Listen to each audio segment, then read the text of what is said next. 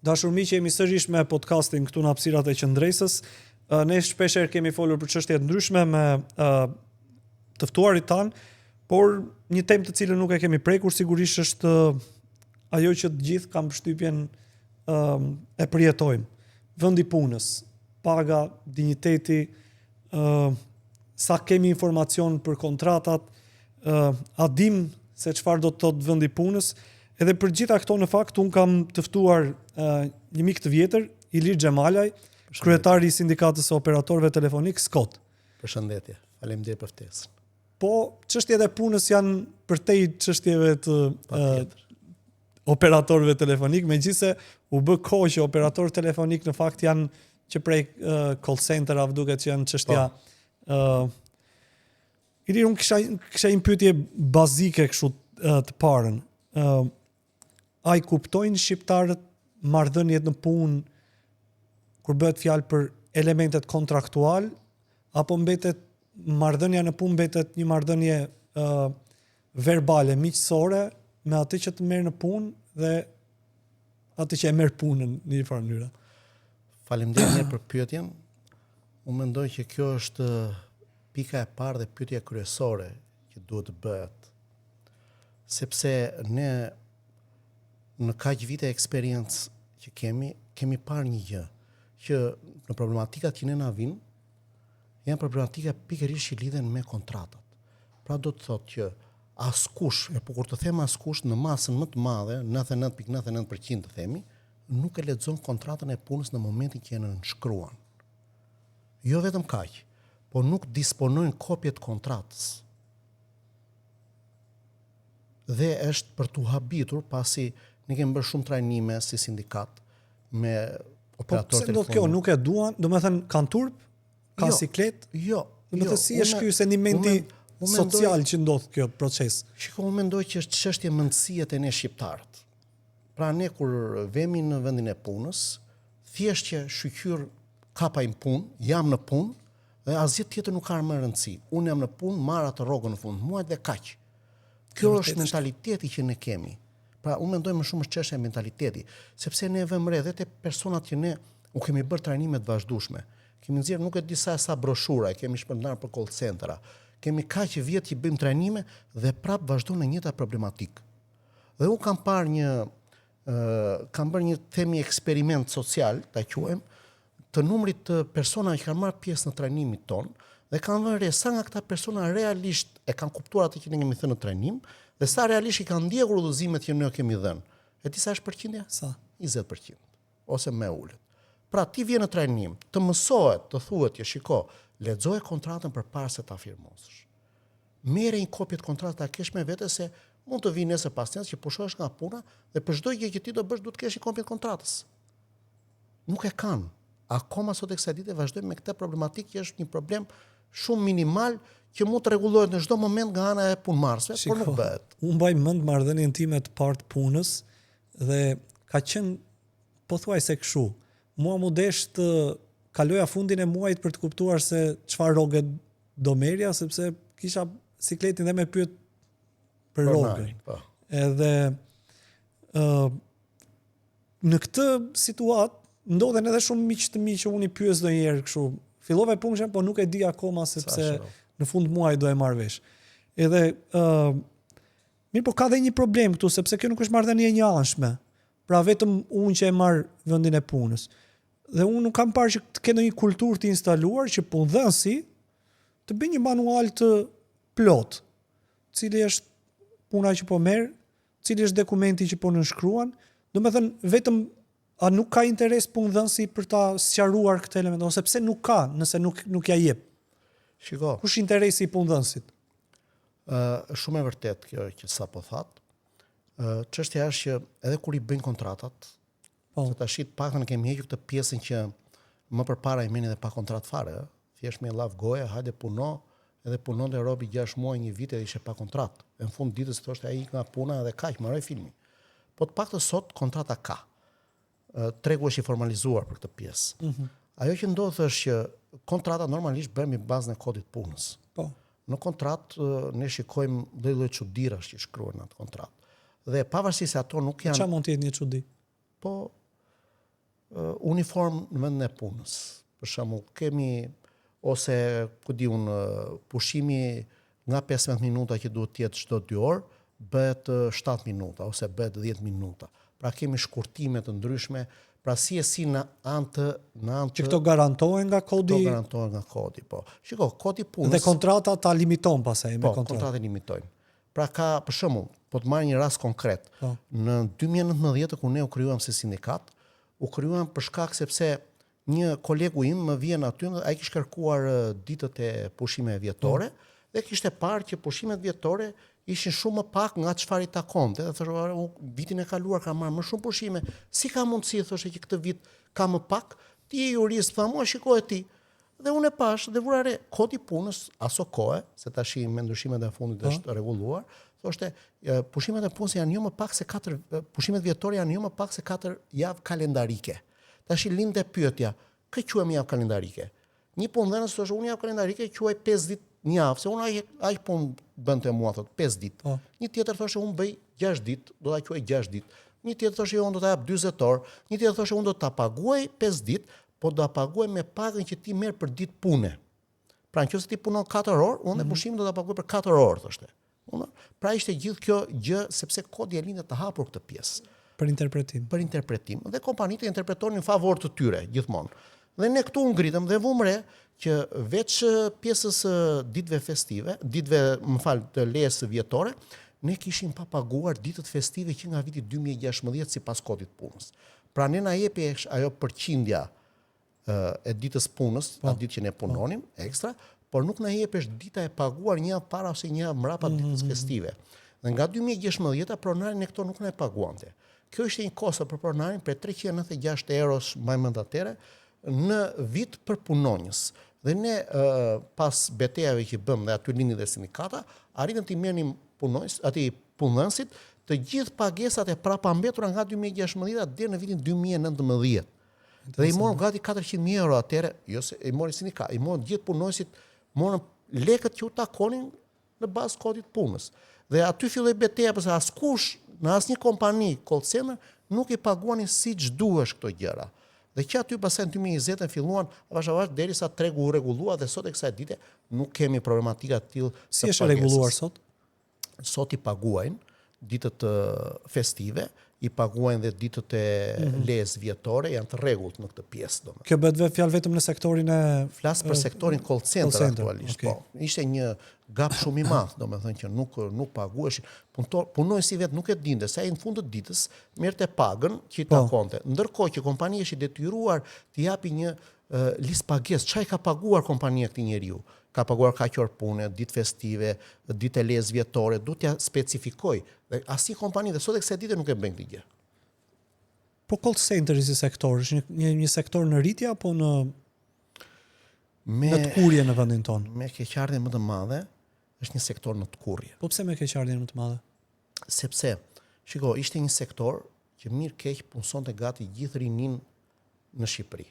Po. Sidomos në pjesën e Tiranës, dhe flasim për studentët të cilët e kishin si punë për të mbijetuar gjatë studimeve. Ka pasur një numër total sa mund të kenë qenë? Po, shiko, flasim ne marrim para pandemisë dhe pas pandemisë. Okay. Para pandemisë ka qenë nga 25, domethënë sipas Istat ka qenë diku te 25.000 punonjës në sektor.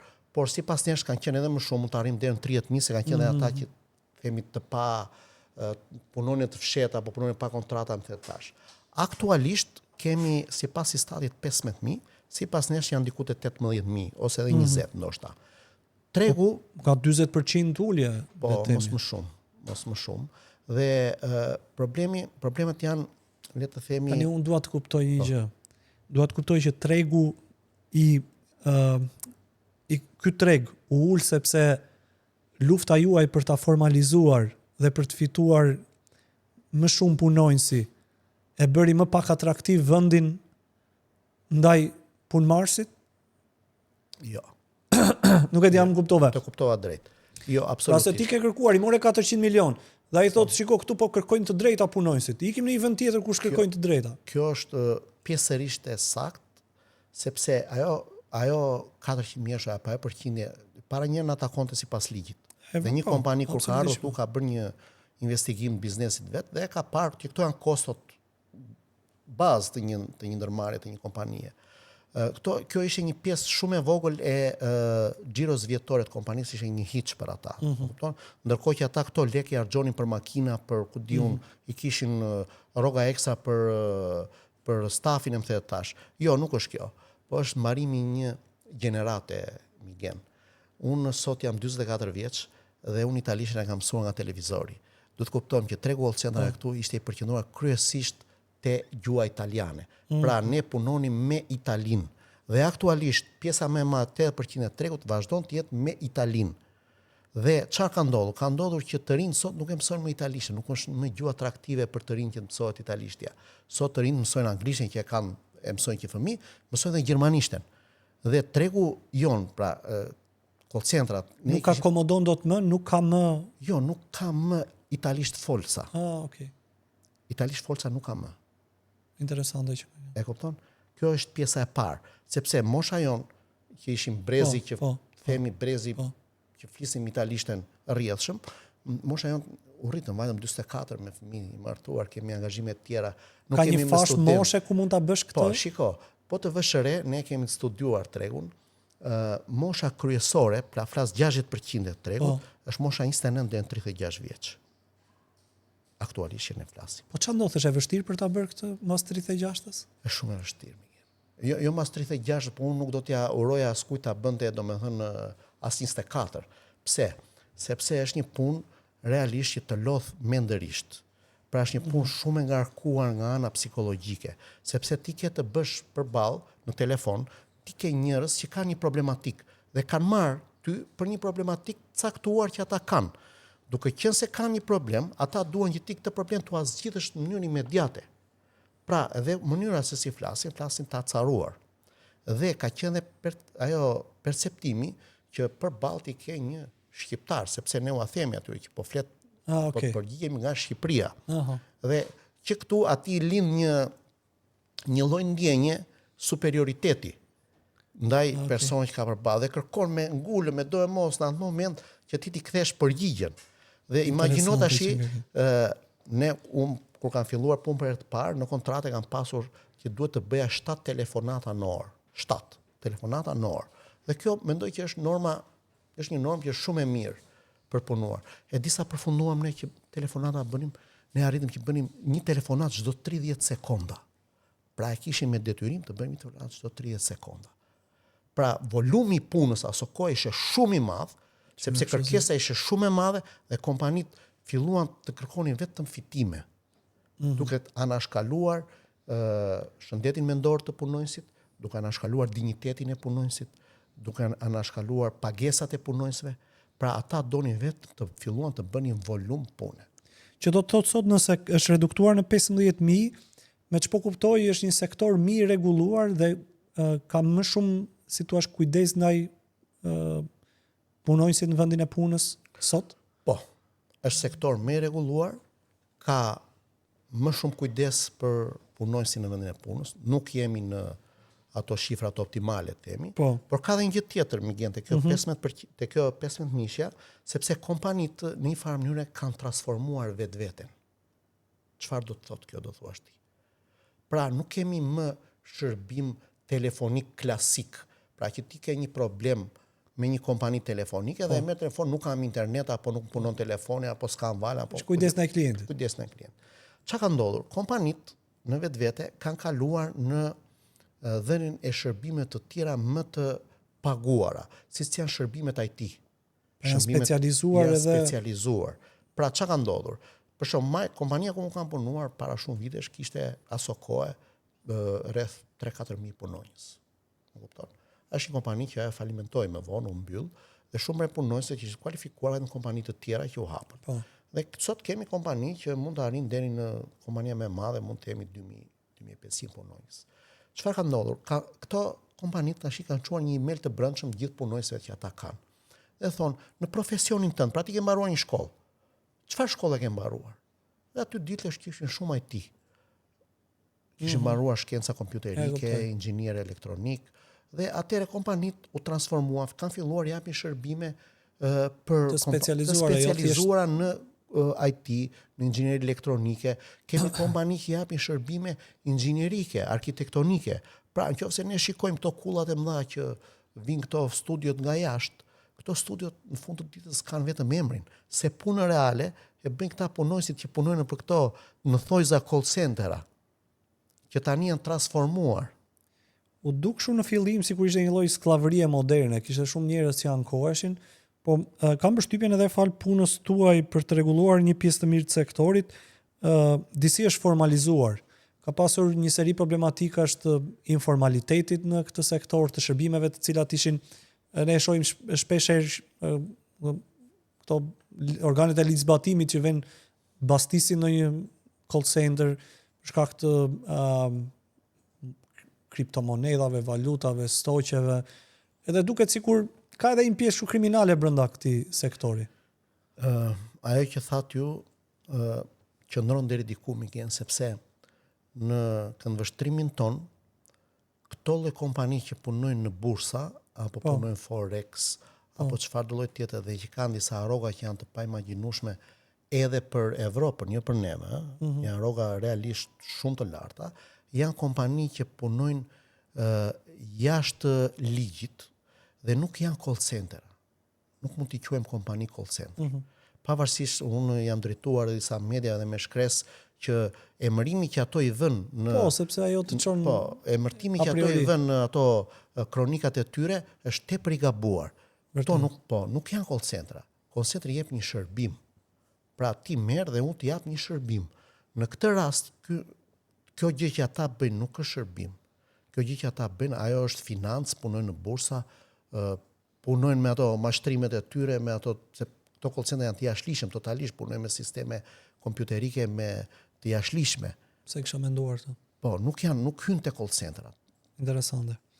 Ilir, shiko, është interesante se ti më the si nisi pak kjo rrugtimi jot në sindikatën. Ka pasur sindikat më parë? Sindikata në Shqipëri ka, si punë e partive politike, Miguel, ka shumë. Jashtëzakonisht shumë, Miguel. Por sindikata... Dhe aq mirë sa partitë politike punojnë? Shiko, edhe është e çuditshme se përfshin të gjitha në të njëjtin ligj. Tani po më thuaj që secila parti politike ka sindikatën e vet? Jo. Po, edhe sindikatat janë në një farë mënyre një lloj partie politike në funksionimin e tyre. Sindikatat, unë kam punuar në sektorin call center prej 12 vitesh. Dhe në 12 vite, unë nuk kam parë kur një sindikat të vetme që të vite vendi punës dhe të na thotë, ore Ilir, çfarë problemi keti si punonjës tu, na adreso dhe ne të përpiqemi t'i zgjidhim, se sindikatat funditës për këtë janë. Dhe të flas për një nga sektorë që ishte sektori më i madh me numër të punësuarish, mas sektori shtetëror normalisht, flasim privat, dhe që kishte aso kohë një moshë shumë të re të punonjësve të tij. Dhe nuk ka një sindikat që të që të interesuar për neve. Sindikatat sot në sektor flas, ne kemi bërë një punë shumë të madhe sepse ne kemi qenë vetë punonjës aty dhe e dim se çfarë do të thotë të jesh punonjës në një call center, çfarë heq, gjitha padrejtësitë që bën. Pra ne njohim sistemin nga brenda. Pra një sindikat këtu duhet të burojë nga punonjësit. Nuk mund të jetë një sindikat që të vinë nga jashtë aty dhe të vendosi çfarë do bëhet pa patur apelin, në mënyrë të drejtë për drejtë me punonjësin dhe me vendin e punës. Ne shpesh herë kur njerëzit ankohen për gjërat që nuk shkojnë në këtë vend, për shembull thonë Shqipëria nuk ka media ose mediat janë të kapura, nuk ka shoqëri civile, shoqëria civile e kapur, mendjen te projektet. Mirë po, në këtë thesë futin edhe sindikata, thonë, ky është vend që nuk ka pasur kur sindikata. Po, dhe unë do ta thoj edhe unë si sindikalist. Megjithëse unë këtu, domethënë, sindikata këtu ka pasur gjithë kohës. Dhe ka herë pas here kështu që shikon ndonjë që flet për sindikatat. Sindikatat, fjalën sindikat ti e dëgjon vetëm për 1 maj, kur bëhen disa organizime sporadike diku në përcepa të Shqipërisë tonë, dhe aty dëgjon fjalën sindikat.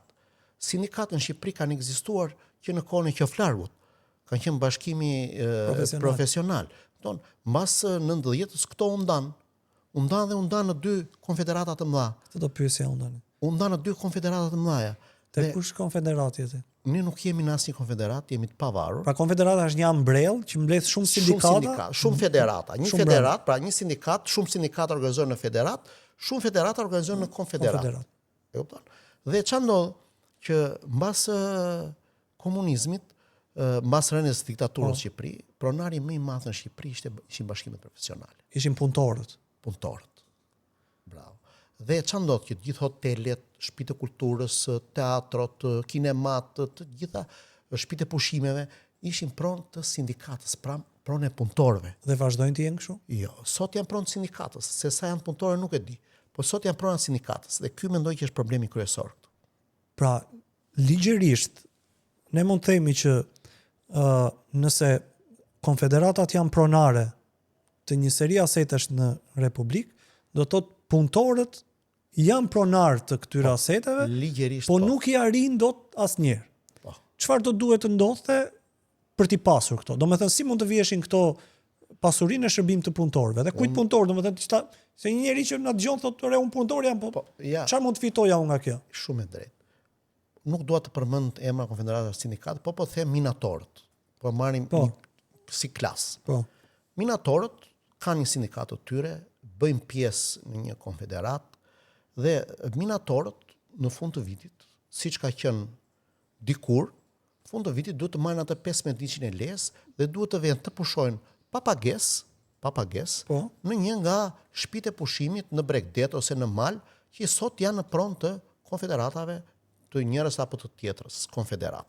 Ai duhet të vejë atje. Ndërkohë që ne minator mund të kemi 1000 minator, po them, që të 1000 këta minator duhet të kenë të drejtën të vend të pushojnë.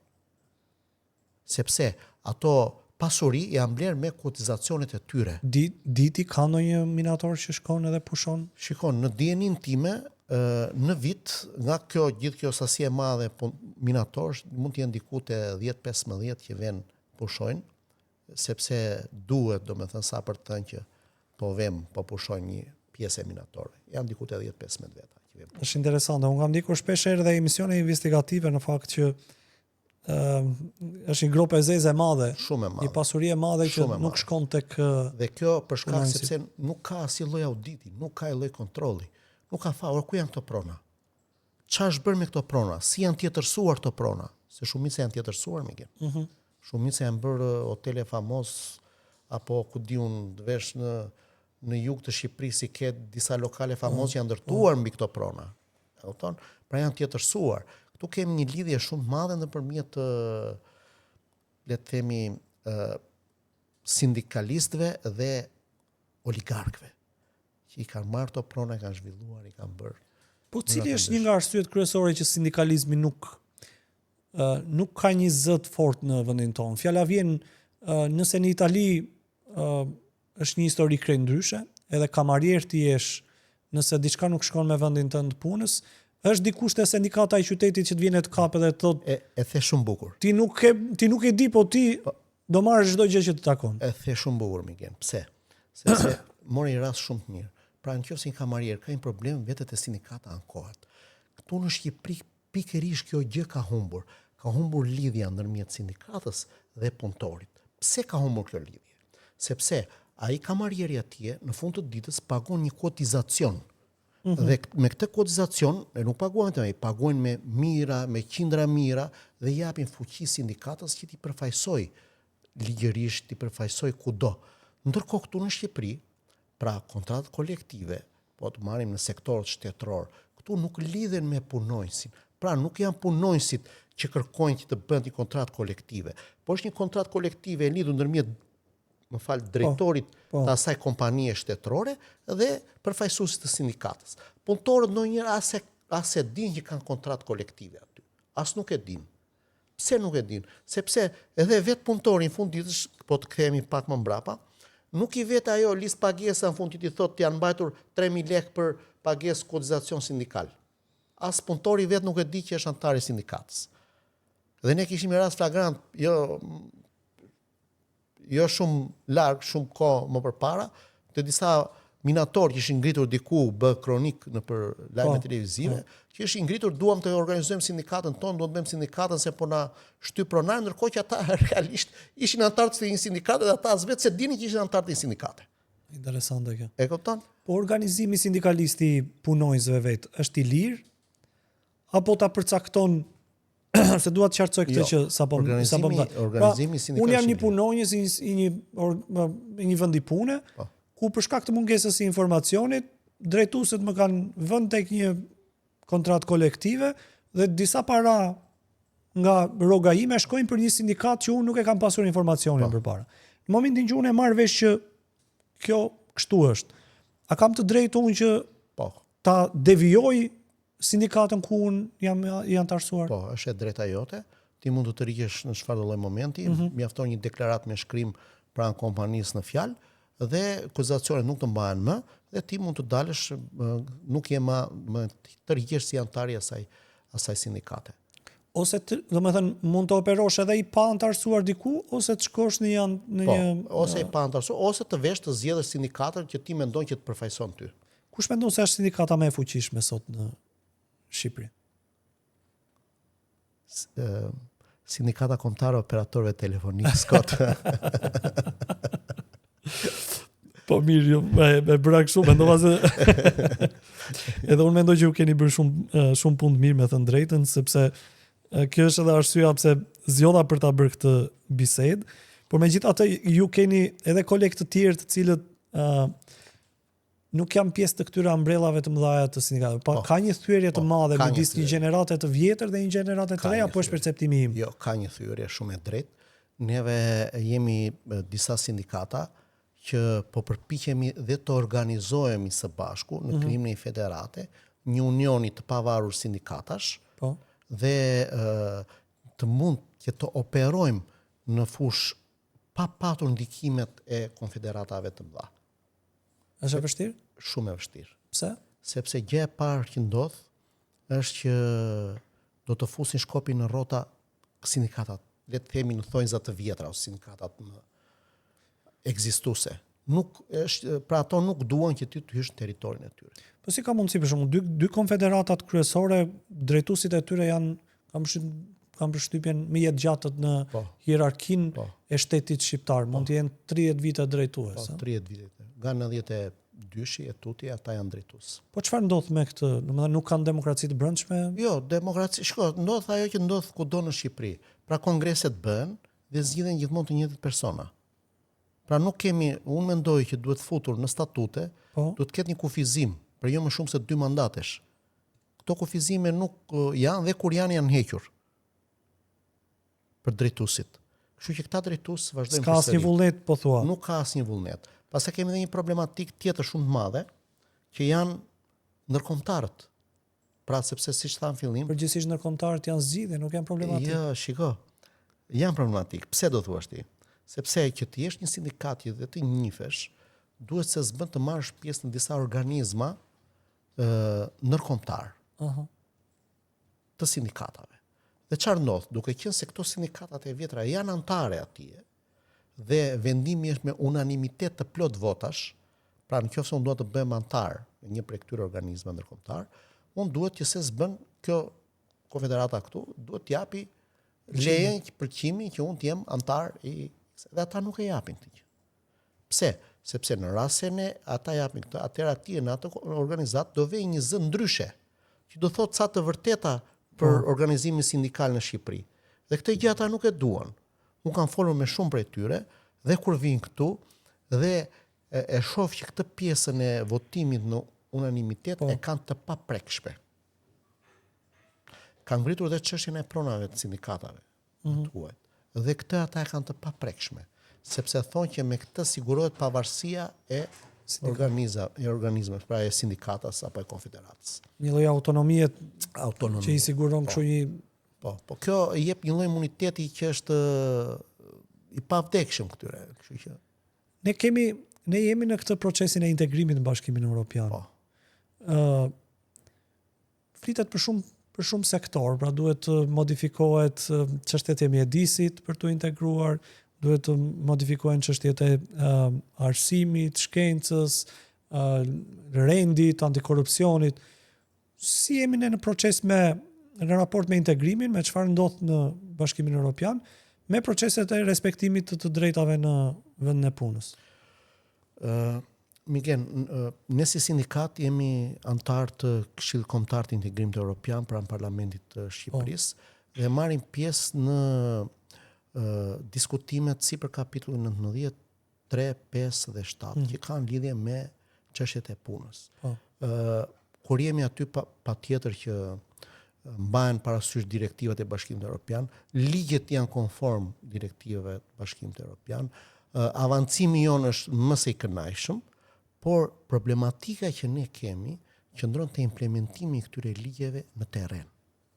Ne këtu mungojmë shumë në mënyrë të jashtëzakonshme. Sepse ç'a ndodh? I shkruajmë ato ligjet, i bëjmë shumë të bukura, domethënë unë njëherë habitem them si ka mundësi dhe vendi evropian nuk e ka kaq mira si neve. Por ama kur ti vetë përballesh me realitetin në vendin e punës, shikon që aty nuk ka kontroll fare, nuk ka zbatim të ligjit. Shko përgjithsisht shoqëria tenton të përplaset me punëdhënësin në mënyrë të drejtë për drejtë. Fjala vjen nëse disa marrëdhënie respektohen ose jo, ka grupe qytetarësh që mundohen të vendosin drejtësi në raport me një investitor ose jo. Nga ana tjetër është pothuajse në mungesë të informacionit që marrëdhëniet në punë, sigurisht që individi duhet kujdeset, por ka dhe një seri institucionesh të cilat duhet garantojnë respektimin e të drejtave në punë. Nuk është vetëm çështje e vokacionit të një punojësi për të zënë ose jo me shefin e tij. Shumë e drejtë. Ka dhe një seri institucionesh të cilat, po këto institucione ju si i shikoni? Po të flas gjithmonë me shembuj real dhe personal. Po. Marr rastin e parë që të thash në atë kompaninë që unë ngritëm që kryua sindikata. E kemi thirr inspektoratin e punës mbi 10 herë, 15 herë, nuk e di. Dhe inspektorati vinte dhe ne e shikonim që vinte, bënte sikur bënte atë inspektimin e vet dhe ulte pastaj pinte një shishe e verë me pronarin e kompanisë dhe pasi marronte shishën e vet, ne na çonte një përgjigje as mish, as peshk. Vetëm i referoju ligjit, thoshte edhe kaq. Dhe një herë, 2 herë, 5 herë, 10 herë, i njëjti muhabet. Atëherë ne vetëm bëm një protestë përpara inspektoratit punës. Dhe aty sikur ndryshuan pak gjërat. Dhe me organizimin tonë në sindikat pasaj, ata e panë që ne ishim të vendosim, nuk kishin çfarë bënin më, dhe vendosin që në një farë mënyre gjithmonë në mënyrën e tyre për mos dhënë një përgjigje definitive, të jepnin pak përgjigje që duhet sipas ligjit. Sot që të thash, po vi nga një kompani ku negociuam një pushim kolektiv të 124 punonjësve nga vendi punës dhe sipas ligjit kompania në letrën e pushimit kolektiv ishte drejtuar dhe ministrisë, kishte futur dhe inspektoriatin, pavarësisht se nuk ishte tagri ligjit që të vendosësh dhe inspektoriati punës kishte ardhur aty. Dhe kur kompania ishte adresuar inspektoratit, kishte thënë që shiko, se unë po bëj negociata me sindikatën, inspektori në fjalë, për cilin ne do bëjmë ankesë, ishte drejtuar kompanisë, ç'pun keni me sindikatën, shkruani aty, mbylleni me punonjësin edhe ik mbaroi filmi. Pra, vetë inspektoriati i punës, inspektori në detyrë, vetë i këshillon kompaninë që ti mos u merr me sindikatat. Ndërkohë që është detyrim ligjor. E kupton? Pra, këto hallka mungojnë shumë, ka një mungesë shumë të madhe. Të gjitha këto, inspektoriati i punës, ne deri diku kemi bërë trajnime me ta, kemi përpjekur, kemi marrëdhënie të mira institucionale të themi me ta. Por puna në terren e tyre lë shumë për të dëshiruar. Sidomos me kompanitë e mëdha. Duke thënë këtë që ne ligjet i kemi pasur shpesh të mira. Ne kur ishim studentë dhe për shkak të elementëve të projektimit do duhet të njinim edhe legjislacioni. Pra kur projektonim një objekt, do duhet që ligji detyronte, si thua, edhe jepte një fuqi shumë të madhe punonjësit. Aq sa ti duhet projektosh me norma për futjen e dritës në hapësirën brenda objektit, sasinë e plurit, pastaj garantimin e ujit, e ushqimit edhe elementet të tilla. Pra, ligji është aq i mirë dizenjuar sa jo vetëm të mbrojë nga fjala vjen presioni i shefit, rroga, kontrata, po edhe të përcaktoj detaje siç mund të jenë deri tek sasia e dritës dhe sasisë së diellit që duhet marrësh në vendin e punës. Dhe kur bëhet fjalë pasaj për këto institucione duhet i garantojnë, ne shohim që Këto institucione kthehen kështu shpeshherë në rroktore. Mirë po ti po të bëha tani që jo vetëm rroktore, po ndonjëherë bëjnë edhe dëm. Bën dëm shumë të madh. Më të madh, po kush është arsyeja që këto institucione nuk funksionojnë? Ka impresion të shtuar ndaj këtyre kompanive ose drejtuesve të kompanive, do të thënë kush është mekanizmi, këta korruptojnë, kanë lidhje me politikën, do të thënë si kombinohen faktorët që e bëjnë pronarin kaq të fuqishëm ndaj punonjësit. Unë mendoj që pavarësisht lidhje politike, ne këtu në kompanitë që kemi në Shqipëri vetëm një drejtues kompanie është edhe këshilltari një drejtuesi të lartë politik në Shqipëri, por në një farë mënyrë ai ndoshta ka qenë edhe më i hapur ose themi ligjërisht është personi që është më në rregull në atë. I kujdesshëm. Me ligjërisht flasim, pavarësisht. Por çështja është që ne kur fillojmë ditën e punës, edhe flas për ne, tash nuk do t'i përgjigjsoj të gjithë shqiptarët, po pjesa më e madhe sidomos e disa inspektorateve të caktuara, kur fillojnë ditën e punës, e fillojnë ditën me mendimin që sa do fitoj unë sot.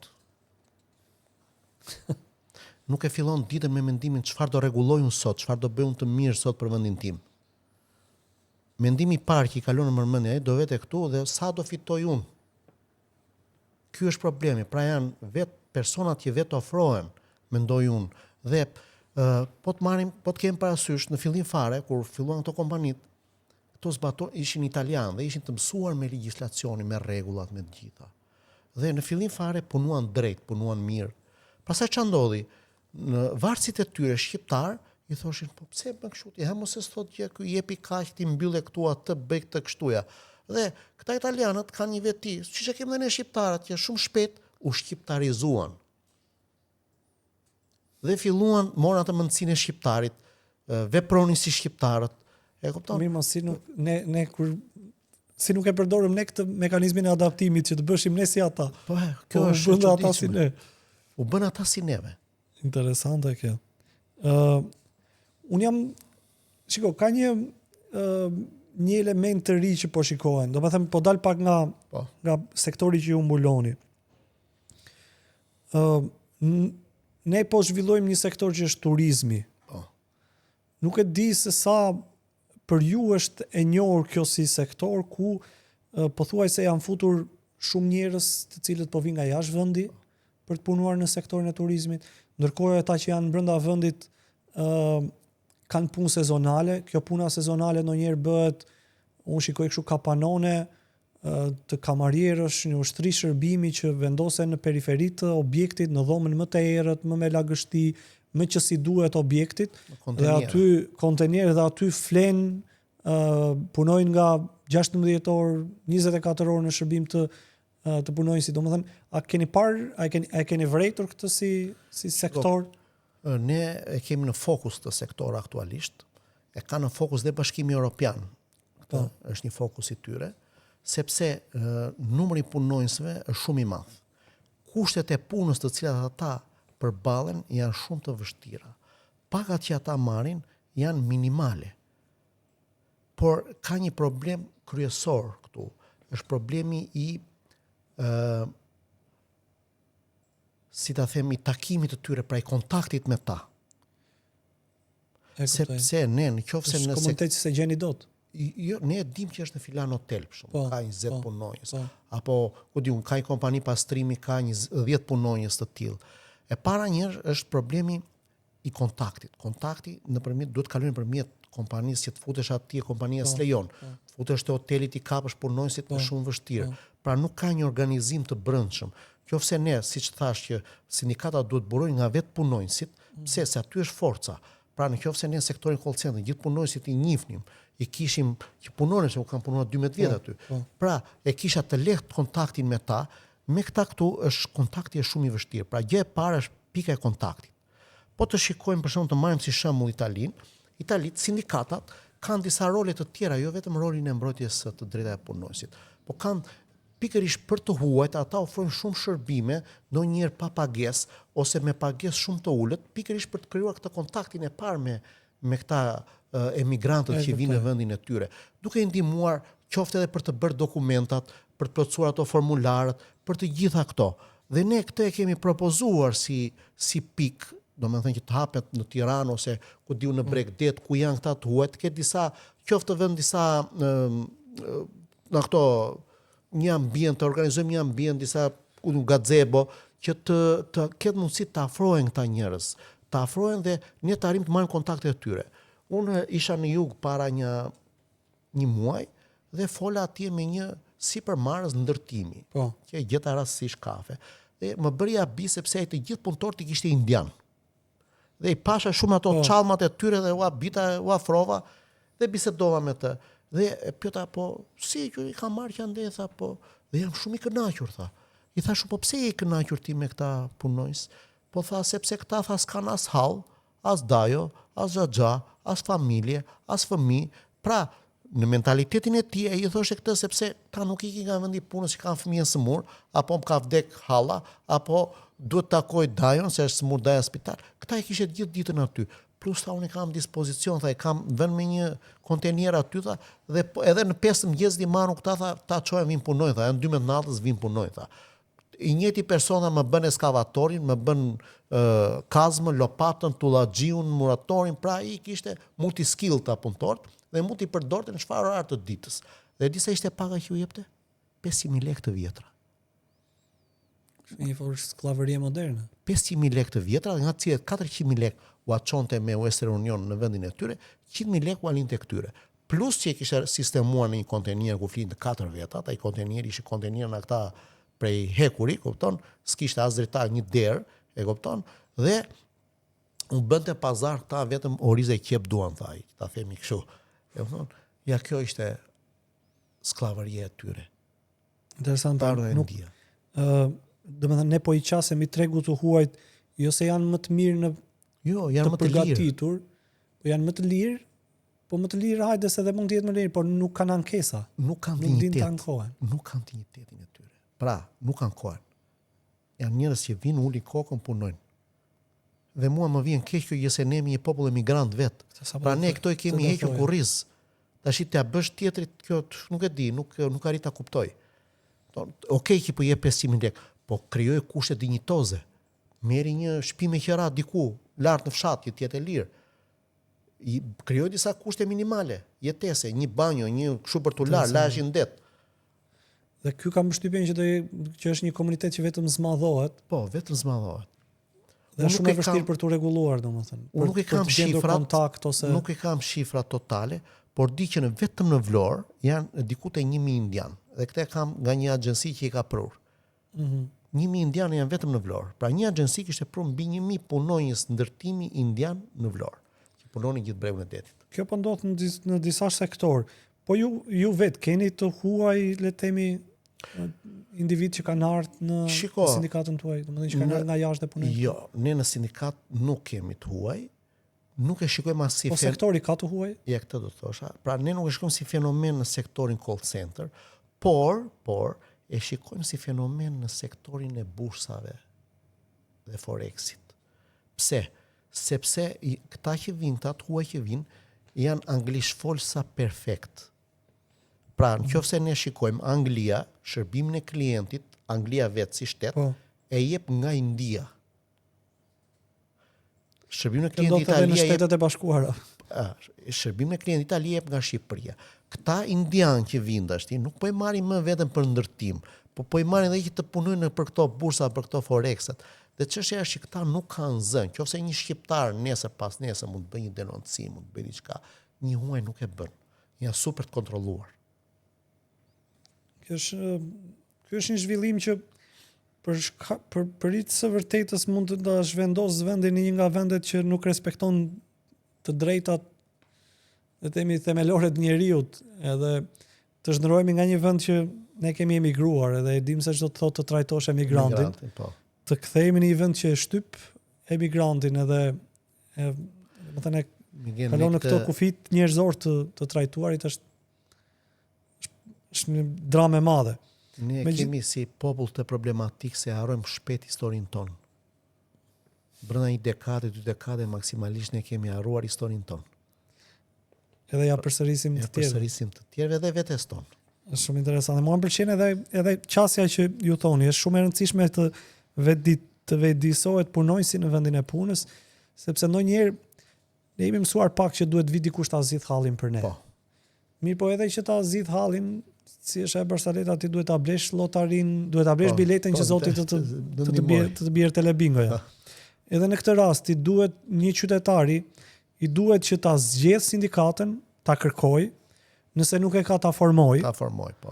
Të zgjedh më kurajozët ndërmjet tyre, edhe të bëj një lloj organizimi, se edhe ta ankohesh për vendin e punës, edhe të mos bësh asgjë për të organizuar. Kam përshtypjen që është një situatë që nuk e ke si të ketë zgjidhje. Unë nuk arrit të kuptoj një diçka tjetër, Miguel, flas për sektorin ku unë jam, që janë të rinj dhe të reja deri diku, domethënë.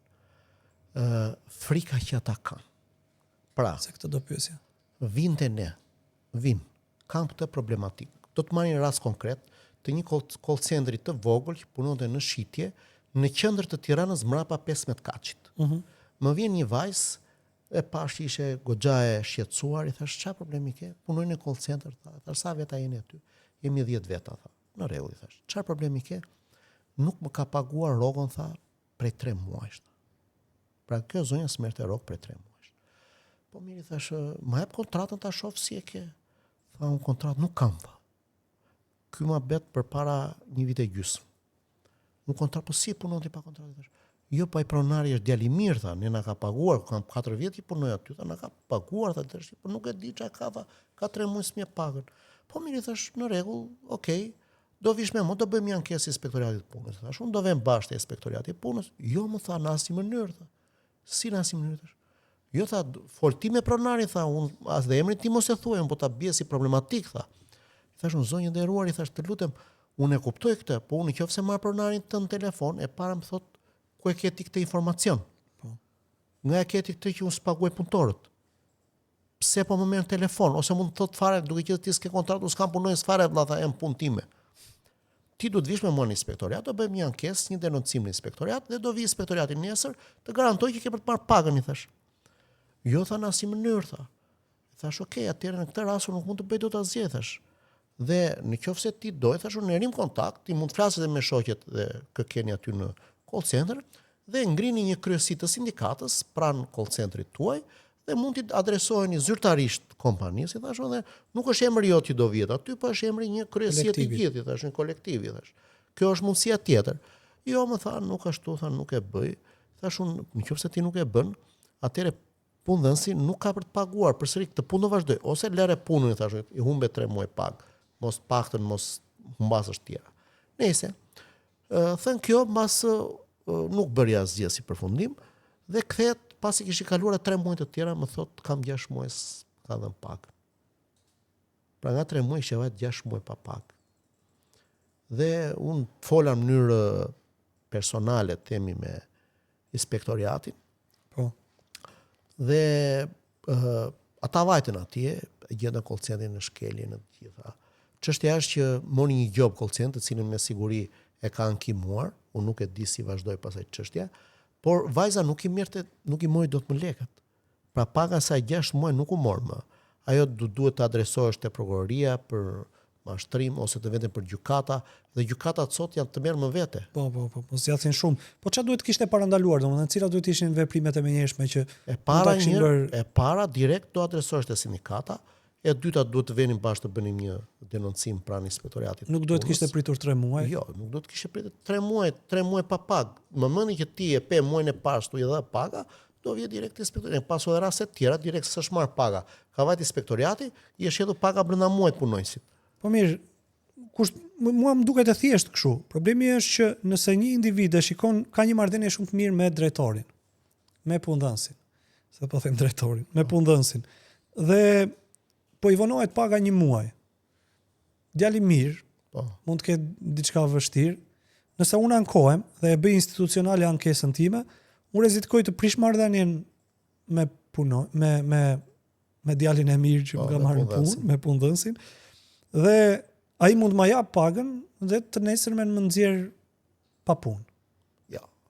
Tashi, duhet të kem parasysh një gjë që kontrata bëhet me kodin e punës, askush nuk të do të sot për nesër, ka një afat njoftimi mbas të sa vite punë ti ke aty. Ka një afat njoftimi, janë disa pagesa që duhen kryer. Pra pjesësia e punës, afati njoftimit, ditët e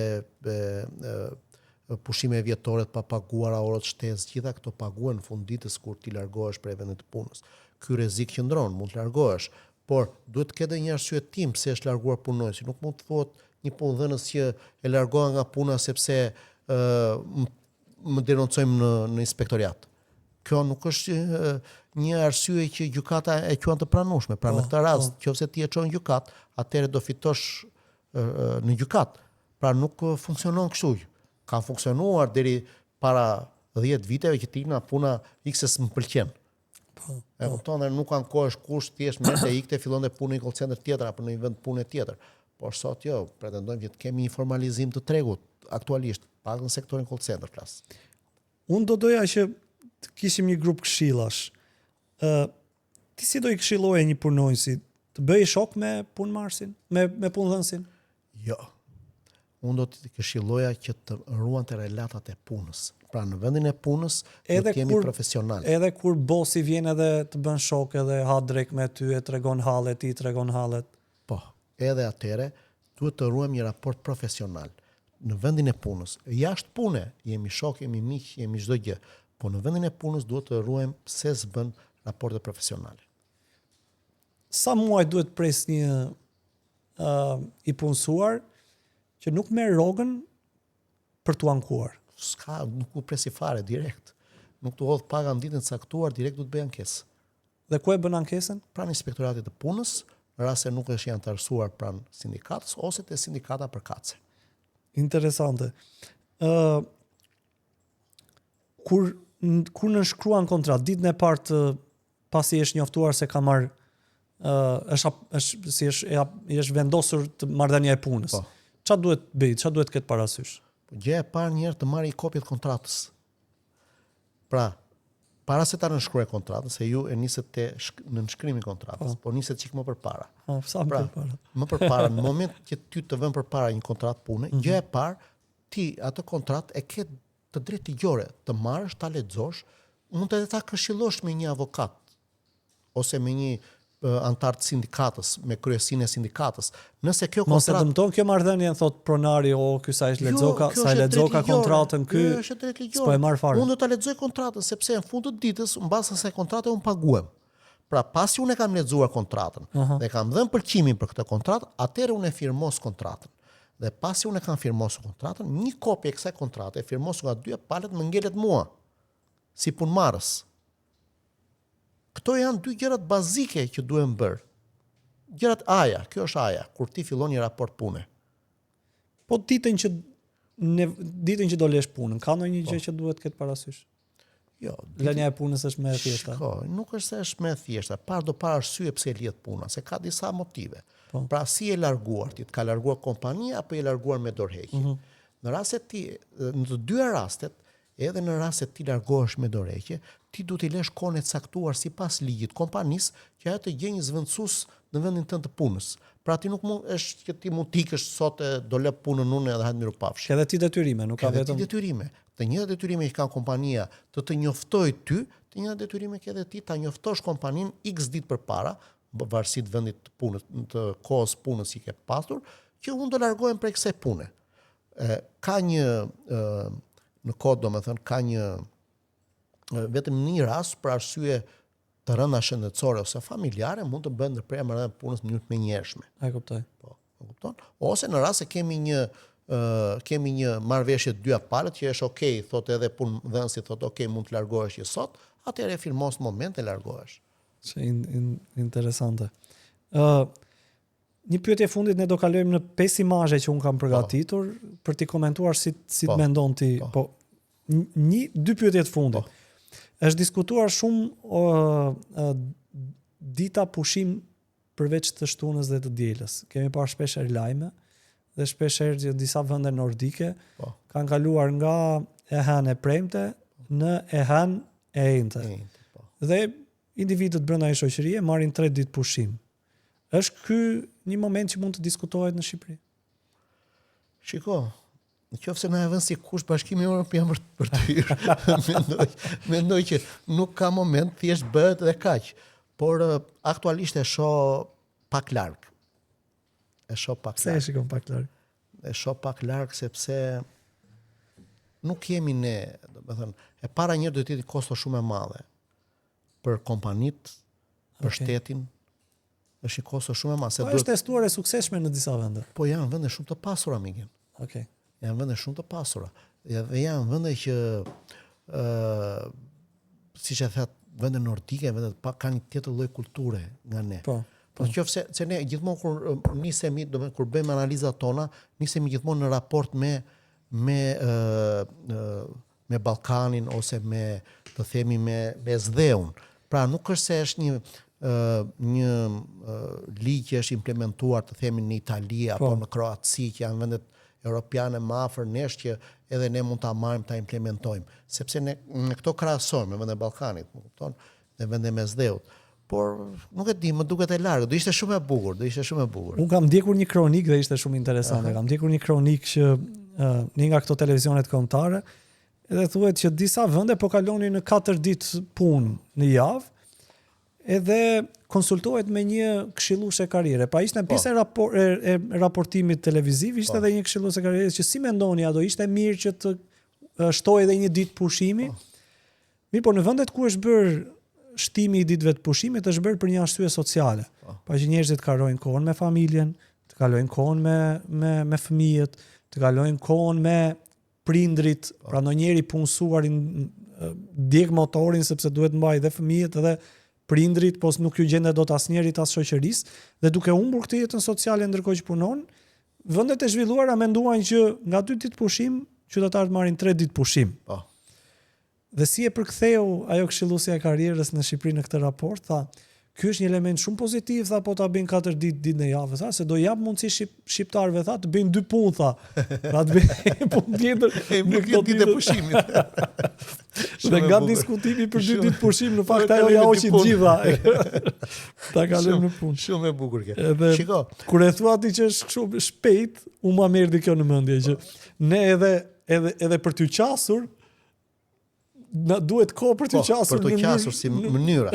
Po mendoj, Miguel, që duke pas zhvillimin e fund teknologjike, nuk e di sa vjet do duhen, por mendoj që në një të ardhme shumë të afërt, mendoj që njerëzimit, pak vende të zhvilluara, do dalin në pension. Dhe puna e njerëzve do zvendësohet nga robotët shumë shpejt. Është lajm i mirë apo lajm i keq? Varet. Nëse robotët do jenë punojësit e së ardhmes, do ketë sindikat? Po, besoj se do ketë. Pra do kërkoni edhe të drejtat e robotëve. Do të organizojnë vetë ata. Shiko, kjo do vej drejt kësaj. Kështë menduar në këtë?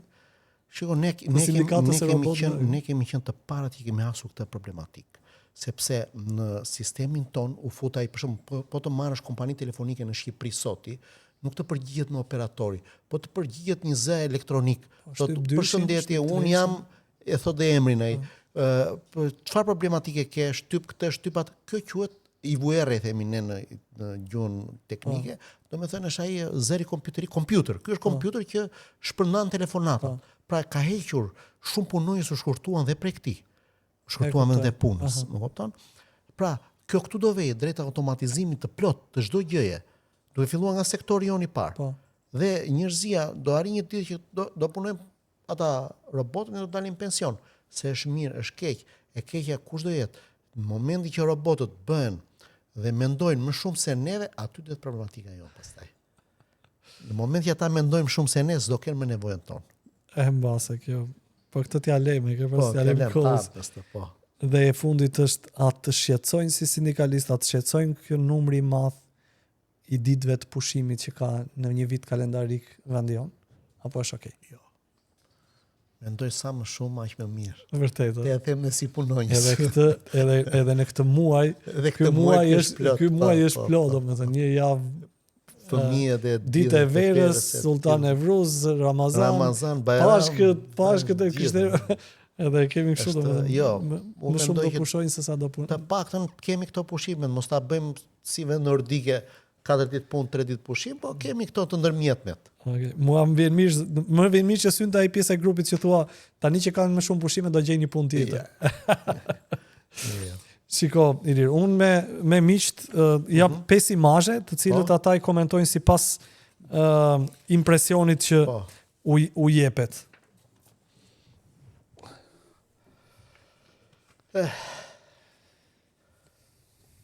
Një plaga më e madhe që ka vendi jonë aktualisht. Plerat. Unë e shoh si plagë shumë të madhe për mjedisin, për ne, dhe si nga shembujt më eklatant dhe më të mëdhenj të korrupsionit galopant që ka Shqipëria. Që e vërtet. E radhës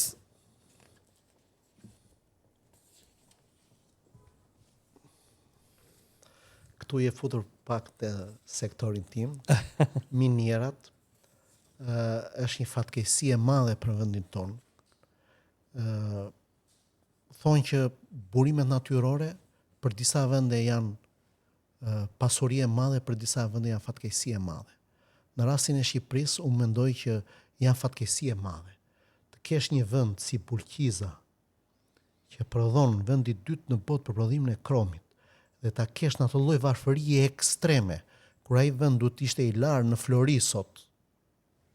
I larë në Flori, është, nuk e di si mund ta quash çudi apo quaj si duash, por është një dhimbje shumë e madhe. Dhe kur shikon që ata njerëz që punojnë për galeria aty janë njerëz më të shfrytzuar, janë njerëzit më pa zë që ekzistojnë, dhe nuk di ç'të them, është një fatkeqësi kombëtare. Është interesante në fakt se sa pak të zëshëm janë punonjësit e këtyre minjerave. Për shembull, më vjen në mendje Kosova filloi të lëvizjet e pavarësisë nga punonjësit e Trepçës, e minjerave, sepse ata e kuptuan rëndësinë dhe vlerën e tyre dhe e kuptonin rëndësinë e vet. Është shumë e vërtetë. Është nuk e di. Duket si një vend afrikan. Me teknologji të vjetëruar, do ki parasysh numrin më të madh të aksidenteve punë sot në Shqipëri i kemi në sektorin e minierave dhe në sektorin e ndërtimit. Nuk kanë asnjë lloj. Nëse ekziston shkenca e sigurisë në punë, ekziston nga minierat. Dhe ne gjendemi në këto miniera që kanë qenë shumë të zhvilluara për kohën, dhe sot janë në, ku diu, nuk mund t'i thuash as vende të treta, prehistorik do t'i thosha unë. Unë kam qenë në kolonial, kam qenë në minierat në Suedi. Migen, nëse do ke mundësi ndonjë ditë të vem bashkë atje ishte qytet, më imagjino, qyteti u spostonte sipas u ngrinte qyteti. E ngrinë me rrotat qytetin, e spostonin ku vente miniera. Miniera nuk ishte asnjë dallim me jashtë. Ishte me salla mencash, u fushe në minier me makinë, o ishte autostradë, u fushe deri poshtë me makinë. Ishin punonjësit më të paguar në Suedi. Më të paguarit. Lere benefitet.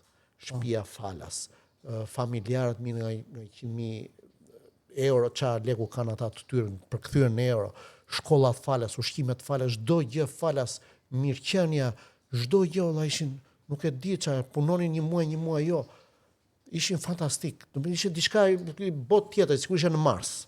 Ndërkohë që është e vërtetë kjo, domethënë sektorët më fitimprurësit, janë edhe me punonjësit më pak të paguar. Po. Dhe një tjetër fitimprurës. Po, sektori numër 2 fitimprurës Shqipëri, ndërtimi. Këtu ky pallati që shohim pas kanë vënë skelat pakën. Nuk pas kanë ato skelat e drasës. Është shiko, siç ta thash edhe për minierat, unë nuk e di sot një punonjës i sektorit call center nuk blen dot një shtëpi në Tiranë.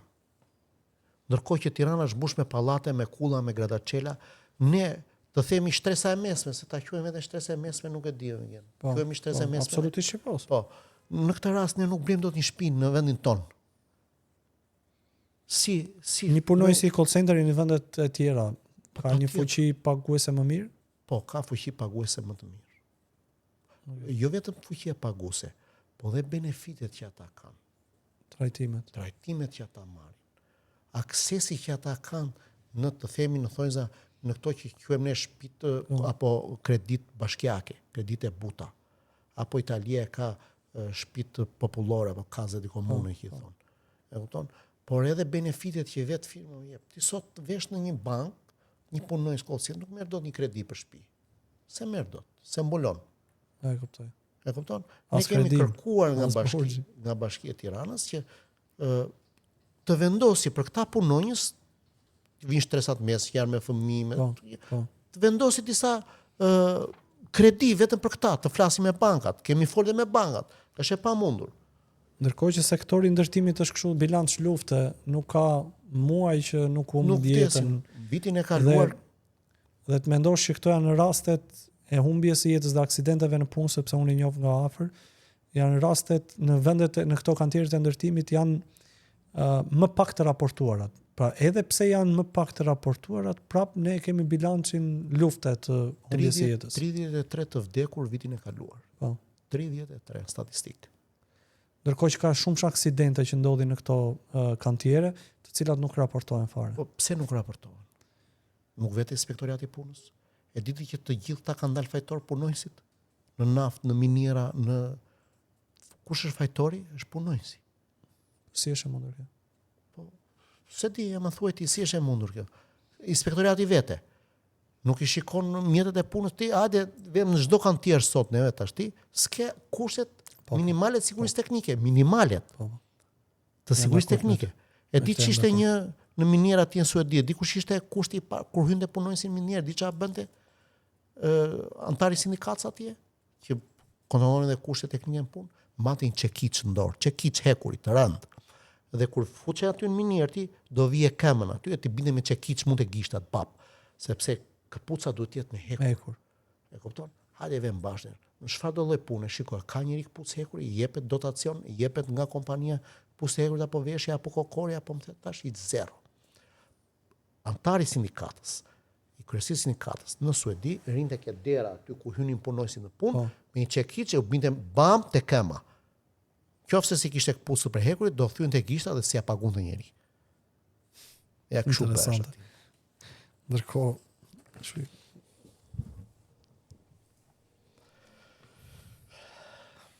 fasoneria është një tjetër sektor nga ato sektorët që ju quajtë skllavopronar, në regjim skllavopronar. Pra call centret dhe fasoneria kanë qenë dy sektorët me kushte mizerabël, të cilët kanë qenë në kushtet e sklavopronarëve, pra sklavëri moderne. Kjo foto këtu quhet, kjo është foto e bukur, se e pas e zgjedhur të bukur, po quhet sklavëri moderne. Google është kjo, nuk është. E kupton? Sklavëri moderne. Këtu duken kushte të mira, po të vëmë në një dy fasoneri që janë në Korçë në zonën tënde, unë kam qenë, janë në kushte domethënë të atyre magazinave të dikushme të kohës së Enverit, kombinati çka ka qenë atje, internet bravo, edhe futur punonjësit atje të punonin. Dhe imagjinosh që punojnë për 200.000 lek, 220.000 lek, dhe kur pronari u kërkon të kthejnë mbrapsht lekët, sepse është detyruar në bankë t'u hedhë sipas rrogës minimale, u thotë më ktheni dhe lekët mbrapsht. Pse ndodhe kjo? Po. Ndodhet mes të Tiranës. Ja ta them. Pronari sot rroga minimale në Shqipëri është 500.000 lekë. Po. Pronari është detyruar që me anë të bankës t'u hedhin në llogarinë e tyre bankare 500.000 lekë. Po. Ndërkohë që paga reale që këto kanë më 300.000 lekë. Dhe i thot, do marrësh 500.000 lekë sot, nesër kur paraqiten puna to kthejnë 200.000 lekë mbrapa. Je i sigurt për këtë? Po, 100%. Kthejnë lekët mbrapa. Është një nga taktikat që ka vite që përdoret.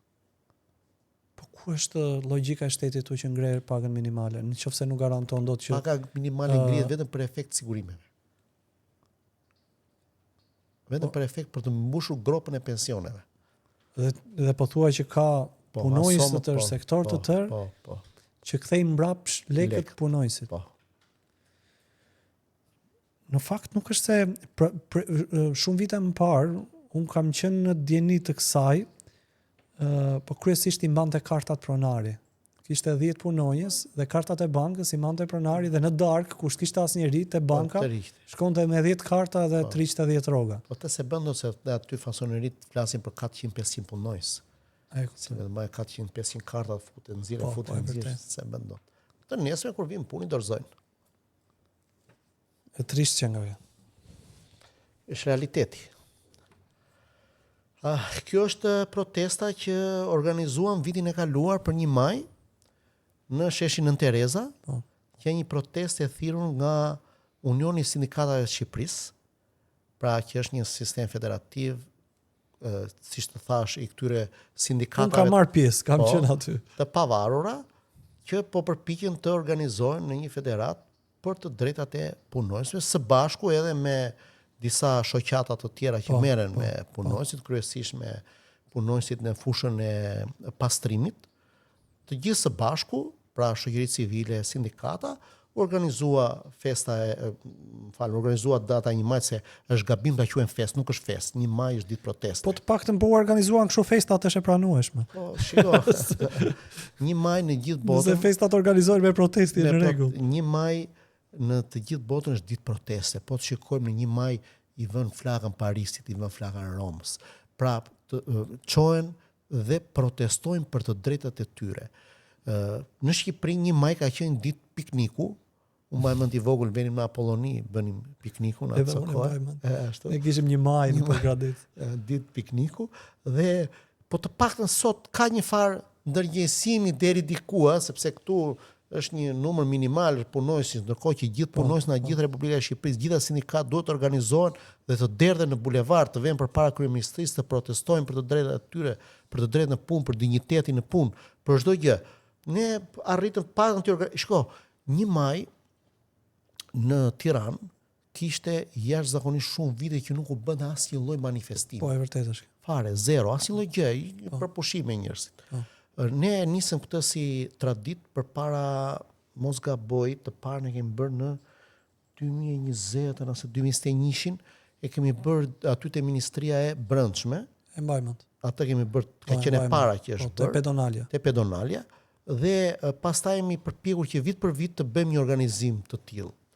Dhe duket edhe këto konfederate e vjetra u zgjuan pak, pan që shiko se deri diku po na marrin terren këta të rinj dhe kanë filluar bëhen ato ndonjë organizim. Vjet për shembull ne kishim bërë në Rinas. Se nuk e kuptohet se shkërkon në Rinas kur duhet protestojnë përpara kryeministrisë. Është fantastike. Problemi ky është, domethënë, sepse nuk mund të protestosh përpara atij që të jep. Pra, nuk mund të pështysh mbi dorën ku ha, që themi në shqiptar, dhe këta hante ajo dorë, kështu që nuk mund të pështyn atje dhe vajte Rinas mi që dolën akoma mbub, që akoma më poshtë bëni protestën. Shpresojmë vitin tjetër mos dalin jashtë shtetit fare. Mos dalin, po pse jo thotë e kanë, ata jashtë shtetit janë 3 muaj në Gjenev, 3 muaj në Amerikë, 3 muaj andej. Kështu që edhe si vjet ne do bëjmë një organizim të tillë, biles ishim duke folur për dije për organizim se duhet filluar çik përpara se është e vështirë të biesh njerëzit, më kupton. Kështu që besoj do bëjmë një organizim të bukur edhe për 1 maj si vjet. Shumë mirë. Mua më bëhet qefi edhe jam shumë i lumtur që në rafshin sindikalist ka një lloj organizimi nga si thua një gjenerat tjetër edhe një frym tjetër, edhe më vjen mirë që ti je një prej tyre dhe ke pasur mundësi që në atë sektorin tënd të sjellësh një lloj ndryshimi. Një lloj risie. Ne jemi 1 orë 14 minuta bashkë dhe unë besoj që të kam lodhur mjaftueshëm për këtë komunikim, kështu që të falenderoj shumë që ishe pjesë e këtij komunikimi. Falenderoj edhe unë për ftesën më këtu. Miq, ne do shihemi sërish bashkë, si çdo të premte, në kanalet e komunikimit të qendresës për të diskutuar mbi tema të cilat janë të rëndësishme. Unë shpresoj shumë që tema që ne diskutuam të ketë shërbyer për mënyrën se si ju e ndërtoni të përditshmen tuaj, jo thjesht një dëgjim për informacion e cila shpeshherë ne gjendemi në këtë jetën kaq dinamike ku informacionet vjen aq shpeshta dhe nuk e dim se ku na hyn në punë, por shpresoj që kjo të jetë një nga ato që hyn në punë tek mënyra se si ne ndërtojmë jetën dhe ditën tonë. Kështu që faleminderit miq, edhe shihemi.